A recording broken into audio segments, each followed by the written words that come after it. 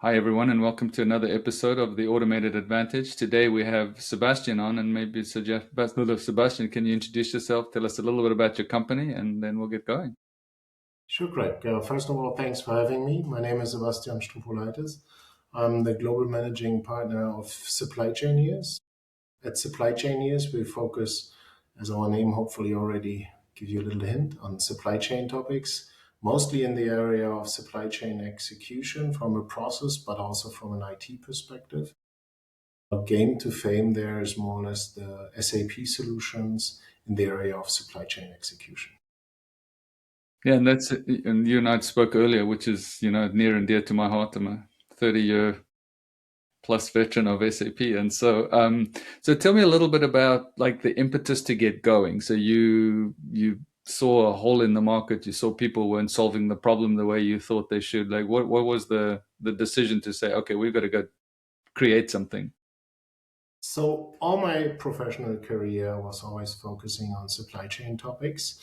It's not that I'm saying we have a hole in the market. I would say we have a huge shift in the market. So now, since a couple of years, everyone talks about Industry 4.0, which is certainly the fourth industry revolution in this area. So everything is now about processes, process automation, data, and also leveraging the content of data. And I think that's quite an interesting aspect, as before we were always focusing on transactional processes. So nowadays, it's all about getting more efficient, getting more automation into this. And that's the innovation that we are seeing. And being part of this and helping customers to get the most of it is something that I actually found really interesting and which also can bring a lot of fun.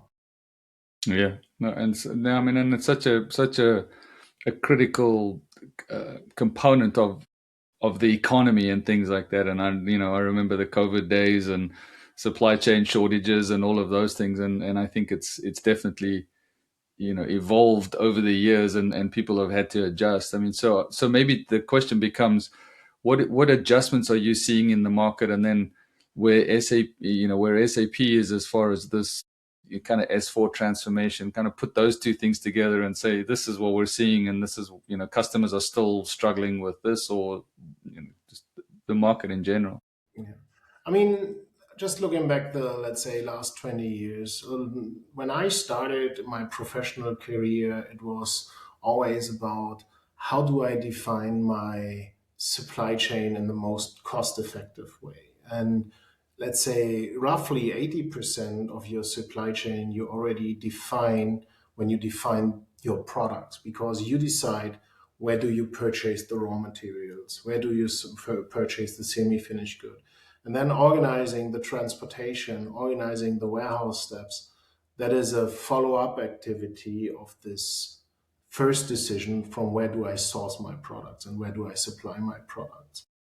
I would say that has changed over the last couple of years, especially you mentioned COVID. This has also shown that warehousing on the roads, on the container vessels, is probably a risk to the sustainable or robust supply chain. And we see this in our days again, just looking into what's happening now in the Middle East. We already see the impact of things you cannot influence by defining your supply chain, but you can think about how you can actually have alternatives in your supply chain. And this is something where I say we have now a huge shift because people are rethinking this last year's decision. Wherever the products are the most cheapest, what is really the most cheapest way of producing my products, so to say, which has more cost attributes to it, like transportation, like warehousing, but also finding alternative routing options or alternative sourcing options. Mm. And this is what I mean when I say leveraging data, doing risk analysis, having some insights to what's happening in the world helps you to actually drive good decisions there. And in the best case, it's actually also automated so that the employees can really focus then on more value adding activities like defining the right supply chain attributes there instead of just solving issues and finding a flight instead of an ocean. Yeah. Yeah, no, and then that's interesting as well. And then from a a software solution perspective, knowing that you said you focus in the SAP space, are you seeing a lot of people coming into this market now? Is it a stable market? Is it a growing market? What's the trend there? I would say using AI technology is definitely one of not only the trends, it's also a must meanwhile to be competitive. Just talking here a little bit about SAP solutions, for example, Intelligence Insight that SAP is offering as part of their business network for logistics. You already have a tool that you can leverage to analyze risks and other things which are happening in the world without directly impacting your company. So you get a better picture of all of this. But also other partners that SAP is connected to, real-time visibility providers, for example, to monitor your shipments efficient, is something that is getting more and more a must-have rather than a competitive advantage.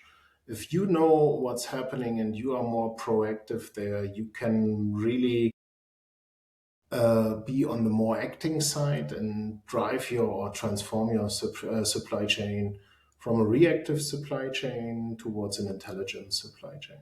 Building their digital twin using the current technology helps you to really have an overall end-to-end view on the things that are happening in your supply chain, but also in the supply chain of your business partners, as we are connecting with all of them now nowadays. And I would say that's also one of the big changes I'm seeing over the last 20 years, that companies are getting more and more connected and really want to exchange data with their business partners to be more efficient.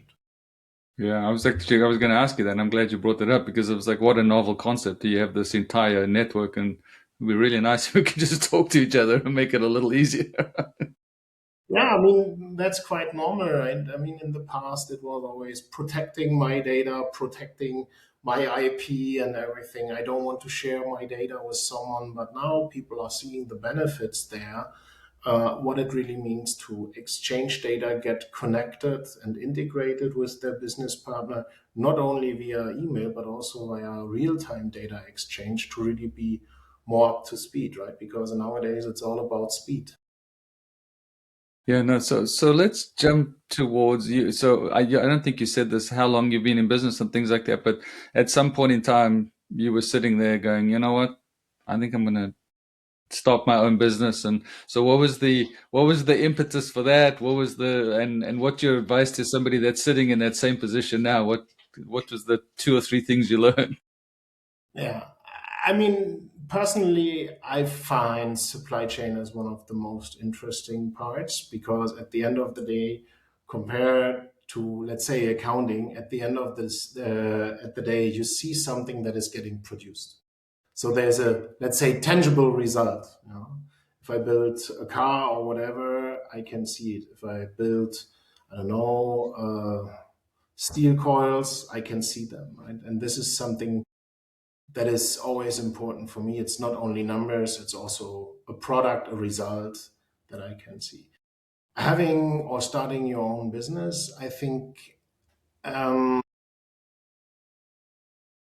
consulting, when I started, I was working in the automotive industry on the business side. But really soon I figured out that IT is more where my passion is. And I was always frustrated when people told me, no, we cannot do this. The IT is not supporting this. At the end of the day, it's software. And software is produced by people, or nowadays maybe even via AI technology. However, it's something you can build, and that makes the life easier, I would say. So moving over to IT was a natural step for me then, and I started in process consulting and understanding how business processes works, and then of course IT is a supporting factors to enable processes. This is what I really found interesting.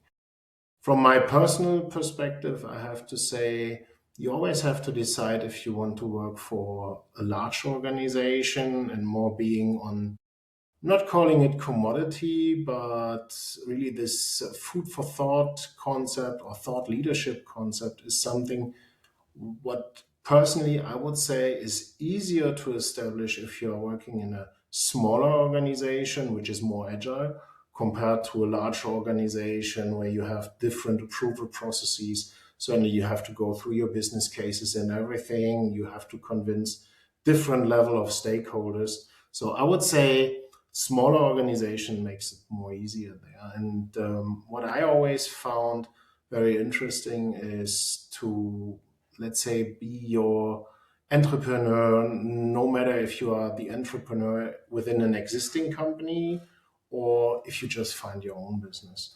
Sometimes that's easier. I never started a business completely on my own. I always had partners which I trusted and which were following, let's say, the same vision. And that's also something that I really found interesting to say, look, this is our game to fame. This is our home turf. This is where we want to make a difference. Let's focus on that.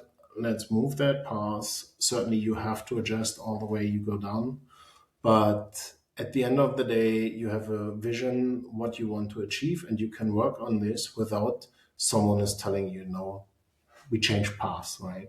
And then on the other hand, what I also found very interesting, and from my perspective, what that helps when you have a smaller organization, is to look for talents which might be just graduated. So you hire them, you can educate them in the way how you want them to be educated, rather than just going into the market and look for workforce capacity, right? So to really have this spirit of passion, thought leadership is something where I think you have very good discussions, very good conversations. It can be a lot of fun though. And at the end of the day, this is what I believe brings you further in your whole career, but also, I mean, makes at least me makes happy because every day I can say, hey, today I did something where I think there was a good path, and maybe there's some more ideas to it, and you figure out something new rather than being stuck in something that is already 5, 10 years old. Yeah, no, I like that. I like that spirit of kind of thinking, free thinking. Hey, come in here. You're fresh. Let me teach you the industry and things like that. I'm looking for free thinkers. I really like that model, and I think you can bring up younger people, bring up a new generation of people to kind of just do things a little differently.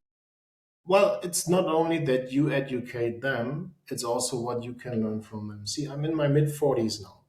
When I was studying, there was no AI technology at that time, right? So I was really someone who were looking or googling in the internet and leveraging Google, and but then still had to think about what he wants to write and how to structure, for example, your thesis or whatever you had to deliver.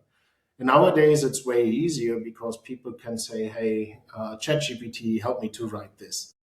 Of course, there's a little bit more to it, and you have to distinguish what is good data, what is bad data.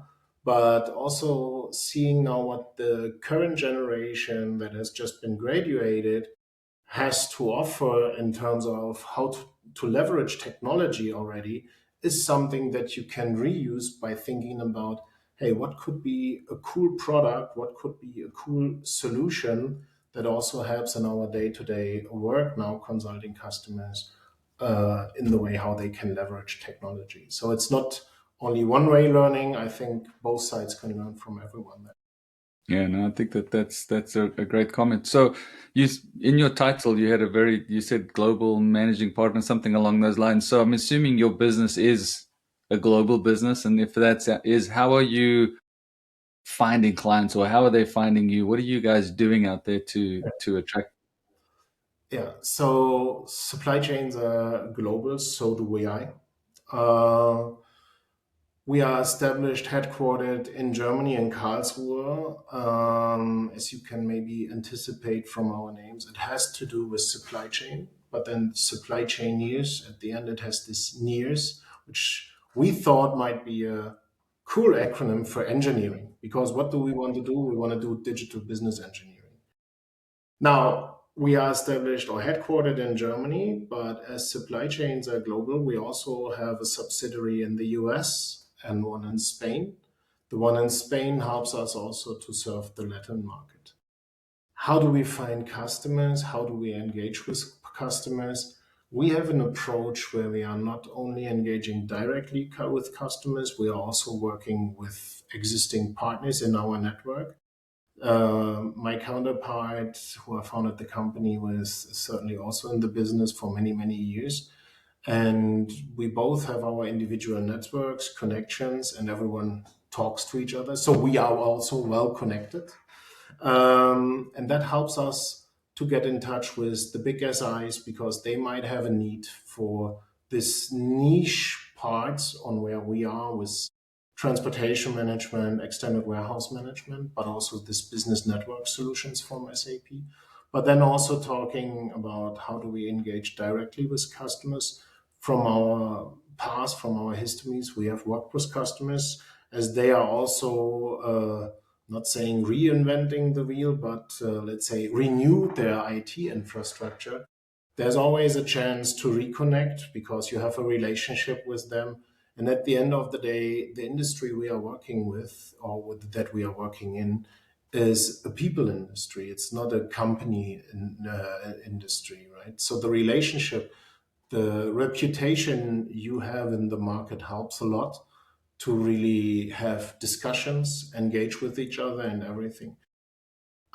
We work very close with SAP, also on the sales side. So SAP as a partner of ours, it helps us also if they see, hey guys, there's a customer who is maybe looking for an experienced SI. Even though we are quite a new company, the team we are having is experienced, and they come from all different angles. Everyone has his own history, his own experience, and everything. And that helps then to show the customer about our capabilities, which they might have seen in a previous project, but also they trust us then as soon as, or typically they trust us as soon then as we have first discussions. Yeah, no, I think I mean, I was going to ask that. And so I think when we were talking, you mentioned spending some time at SAP, and obviously being close-ish to the mothership is definitely helpful, right? As far as proximity and that type of thing. I was never an SAP employee directly, so I was always on the SAP partner side, but working very closely with the folks from Mhm. SAP. Yes. And also there, you build your relationships, you have your history, and if you prove that you can make a difference and that you can help, I mean, certainly that always helps to reestablish the connection at a different customer, at a different prospect. Yeah. Yeah. Because I mean, at the end of the day, as much as they want to sell the software, they also want to ensure adoption. And I know there was, when I was working for SAP, it was a big target was, yes, you've got to hit sales targets, but adoption targets are almost as important because that generates the next level.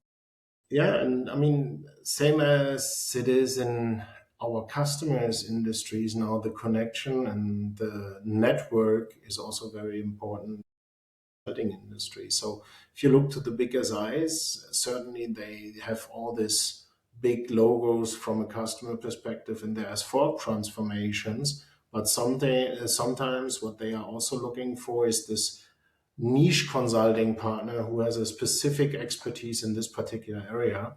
And this is something where we are always happy then to jump in and help and provide the right colleagues there. Yeah, and the thing is, and you touched on the S4 thing. What are you seeing from an adoption perspective and a move perspective? Are people's? I mean, I read things all the time that it's still such a high percentage of people that haven't done anything yet, and this date is starting to get closer and closer. It's what are you seeing out there? So my personal view on these things is the solutions we are in is more or less, I would say, commodity. So SAP Transportation Management, SAP Extended Warehouse Management, they are in the market since 20 years, roughly. The one product, 2 years longer, the other one not so long. On the other hand, there are a lot of customers which are used to the old Elytra world, for example, but then have a lot of own enhancements or non-SAP products on top of this. So not saying best of breed concept, but they built their solutions, they developed something on top, they purchased an add-on, whatever. So especially the mid-sized company or those organizations which are operating with smaller sites or 3PL warehouses. For them, there was always now the decision, what should I do as part of my S4 roadmap? The Elytra solution is going away. SAP Transportation Management might be too big. So SAP brought out a new solution, which they announced last year. It's called Logistics Management. And for us, this is really now closing the gap, or from our perspective, this is now really closing the gap.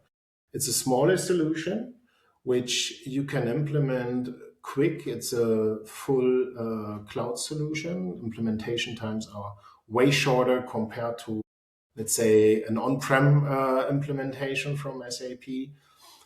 Maintenance is way easier. There's a clean core concept which you have to follow. Things, all these things, and for us, this was now really a natural step to invest in this solution and really also look into this, because a lot of our customers we are talking with, they say, yeah, we have one big or one large warehouse. Their TM event management is a perfect fit. We got it. However, we have 10 smaller sites. What do we do with them? Should TM or EWM would be way too big. Should we go for a non-SAP product, or what should we do? Should we develop something by our own? So now with this new solution from SAP there, with logistics management, we have an answer to this question to say, if you have a bigger site, more complex processes, you need whatever, here's your biggest solution called TM and EWM. And for those sites which are satellite operations or 3PL warehouses where you just need a solution to manage your data like you did in the old days, you have now this logistics management solution, and you can put this in there. And for me, that helps you or helps customers to really follow a, let's say, SAP strategy and have a harmonized IT landscape, but not oversizing solutions or overkill organizations with this too big solution. You know, I like that. I think I mean, that's a massive evolution because that, there's I think it's a US saying or global saying, but it's like, why do you need to kill a fly with a sledgehammer, right? There's like, you need a fly swatter over here, but you do need something heavier over here. And the ability to say small, large, so getting you kind of the same results is definitely a massive evolution as to just jamming in a big monolithic ERP solution for any size of warehouse, any size of business. Yeah, exactly. And I mean, from a regional perspective, I have to say, just looking into the cloud adoption, I would still say the US is definitely on the forefront. Europe is behind it. And but now this thing is also kicking off in Europe. Now, just looking, as you mentioned earlier, the replacement of the old ECC, SAP ECC with S4. I still believe the thing has started, but it's definitely not on the peak. So this was also one of the reasons why we decided, hey, let's do this again, and let's establish supply chain years as a partner for that particular part, because I do believe there is a lot of market potential still, not only from creating revenue, but also to really help customers making this move from the, let's say, old traditional world process or how do you call it? Process step driven processes, let's call it this way, towards an intelligent or digital world and having an intelligent supply chain there. Yeah, and that's interesting. And again, to make a positive statement that I'm making here is, I think this is where you guys play really well. Is SAP sales team is going to come in and position a tool or a solution or a whatever it is, and I think this is the value add that you guys bring to the table. Is like, look, let's look at the reality of your organization. Let's look at the reality of your situation. And when I was doing this too, I found a lot of customers came to us and said, "Hey, can you just sift through the noise and like where should we do it?" And I'm assuming that's exactly where you guys fit in. And Yeah, I mean, this is definitely something that we do. We're not doing this by our own. We also work closely there with the customers because they know their individual pain points best. Yeah.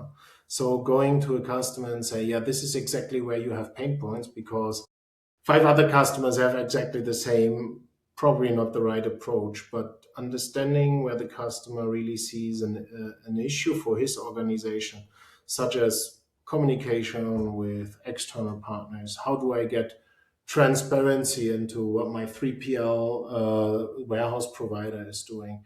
How do I get visibility into my supply chain? How can I inform my customer where is his stuff so that my sales folks or whoever is answering the customer call does not need to follow up on all these activities by themselves, really providing their proactively information. This is something where we can say, look, if that's your problem, we know there's a solution for it. We have some food for thoughts for you, how you can address this based on our experience. And we also have done this already at us, other customers. So we have the experience not only from a, let's say, technology side, but also from a process side and how that could create a competitive advantage for you, which then also raises the value of the solution, right? Yeah. So at the end of the day, looking into what is my ROI and how can I make a sustainable business case, this is something where you can say, yeah, on average, with all these points that you mentioned, Mr. Customer, we believe we can improve here, here, here, and there. Therefore, we have to go this and this path, maybe in a staggered approach or however, in a phased approach or in a big bang that helps them also to make decisions and get a feeling for how they can actually transform their business. Yeah, no, and I think that's a great way to kind of end it and bring it all together. So tell people again, name of the company, how to find you, website, LinkedIn. That's your little commercial here. So again, our company is called Supply Chainiers. So www.supplychainiers.com, or just look at on our LinkedIn profile, connect with me or my team on LinkedIn. We are also participating in a couple of SAP events for supply chain, but also in general supply chain events. So more than happy to get in touch. And then, Greg, I think if you don't mind, I would also say if someone is interested, he can reach out to you and you can forward them our contact. Absolutely. Yep. No question about that. So, well, it was really interesting talking to you. I appreciate your perspective on the market, and like I said many times, it's a market near and dear to my heart. So, thank you so much for being with us today. Well, thank you for having us again. It was a pleasure.